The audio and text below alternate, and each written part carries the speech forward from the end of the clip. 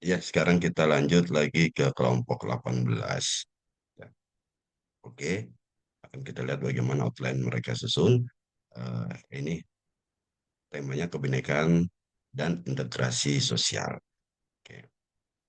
Nah, pada latar belakang sudah cukup menarik, cuman belum dimasukkan ya sebenarnya ini sampelnya di mana suara mahasiswa untuk kebinekaan, dialog bineka dan lain-lain. Oke, saya pikir perlu dimasukkan spesifikasi sampelnya di mana agar bisa kelihatan gitu ya mereka mau melakukan proyek ini di mana. Nah, kalau dari tujuan eh, ini sudah mengetahui pemahaman mahasiswa tapi nggak disebutkan eh, mahasiswa di mana gitu ya, misalkan di fakultas A atau di prodi B misalkan, atau di mana ya, jadi diperjelas segmentasinya.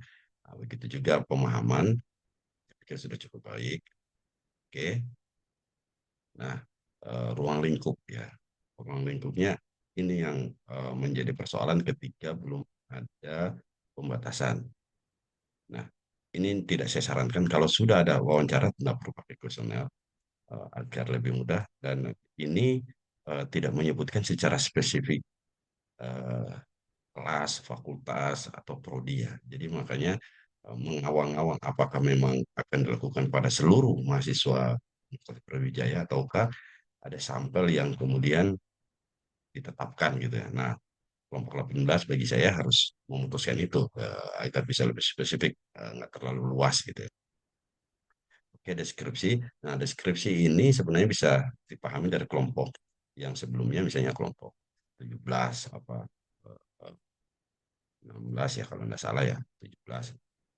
Itu sudah cukup baik deskripsinya. Jadi bisa menggambarkan bagaimana kemudian ketertarikan kelompok ini terhadap apa istilahnya, terhadap proyek yang dipilih gitu ya, dijelaskan apa gitu ya yang kemudian menyebabkan uh, apa proyek ini dilaksanakan misalkan ya, apa yang dilakukan, apa yang akan didapatkan, hasilnya dalam bentuk apa nanti, itu sudah dijelaskan dalam deskripsi umum.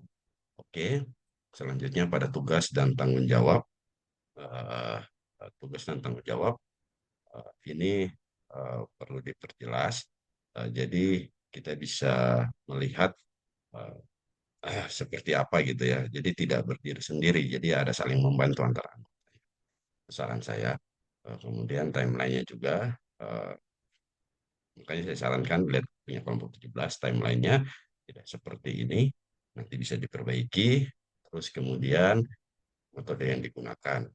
Oke, kalau misalkan wawancara saya tidak perkenankan kuesioner karena nanti di pengolahannya kesulitan gitu kan.